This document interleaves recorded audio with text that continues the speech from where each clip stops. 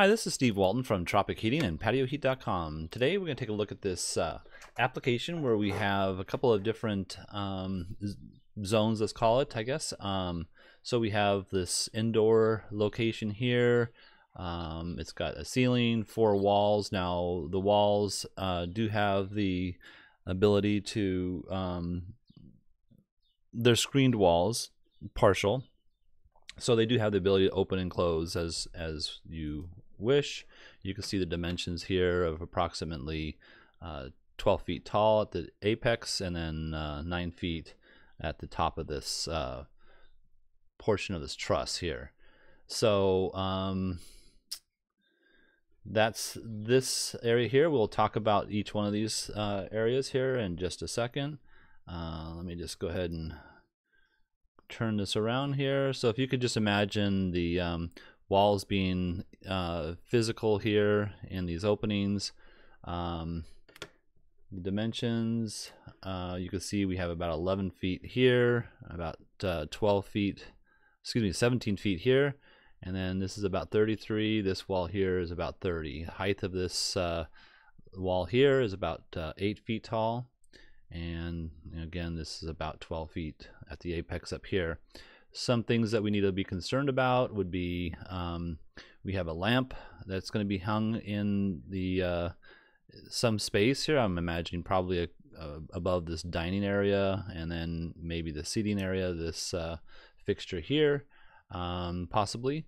And we have a bar area over here, countertops, and so that's it. The customer was asking whether we could put some gas heaters in there. If we did use gas heaters inside here, could they use propane? Now, I'm not sure what the code is about running propane in an enclosure like this. Is this considered indoors? Is it considered outdoors? You'll have to check with your local codes. However, the main concern would be if this wall is completely covered, let's say to this elevation right here on this back wall, you can see it. So the exhaust gases will fill up this whole entire space. And without some type of ventilation, it needs to come down to the opening here. If this is a screen wall here, so yes, it will flow through the screen. However, you'll have a lot of exhaust up here that will build up and superheat whatever is up here, including the heater itself. Maybe starving the heater for oxygen so that it won't function properly, but it will also, destroy some of the electronics up here if it's overheated. So you need to maintain some sort of ventilation. I believe in my area here, it's 1 CFM per 1,000 BTUs of heater. So that's something you need to think about. However, yes, so you could use some gas heaters up here. Let's go ahead and just plot that in and take this array off for a second. So what you could do is just, put some kind of bar across here and then eliminate the OEM bracket and then just tie it into that bar some way with maybe a 90-degree piece for unistrut or something of that nature. Hang the heater so that you maintain the clearance off of any combustible above. And of course, you don't want this lamp sitting right into the ray of the heater itself. So wherever that location might be for this lamp, that needs to be a consideration as well. Here you see we have 2 rows of 3. You would want to individually switch these, or at least to zone them, 2 per zone, so that you can regulate the amount of heat. If you use a TSH, you could turn the heater from 25,000 BTUs to 34,000 BTUs. So this would be a good application if you have the ventilation that is needed.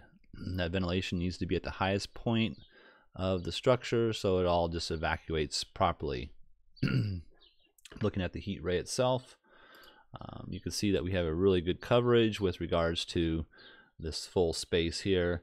I'm actually going to just take off that back wall drawing here, and so you can see kind of a different aspect of how this will look.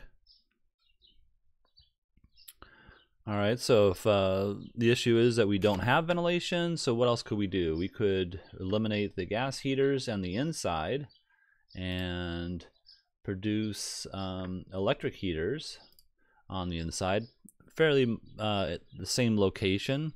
One thing I should mention, I haven't yet, is that indoors you are required a lot less intensity to offset the cooling effect. So something indoors, you'd really want to have, these I have at 4,000 watt units. I would normally not put a 4,000 watt unit at this height and expect a very good outcome, but in this application I would say a 4,000 watt unit would be ideal because it is so well protected.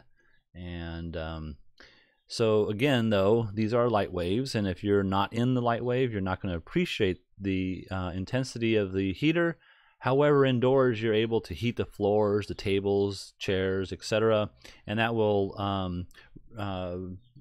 convection heat or transfer the warmth into the air. And if you can capture most of that air by closing some of the drapes, etc., then you can maintain a warm environment that way. With electric heaters, there are no exhausts, so we don't have anything to worry about with regards to exhaust. But we do have to worry about the lamps again, and we don't want to shine a beam and have a lamp sitting right up here in that beam. So that's something to be concerned about. Again, there are seating areas here, so you might think this might be overkill.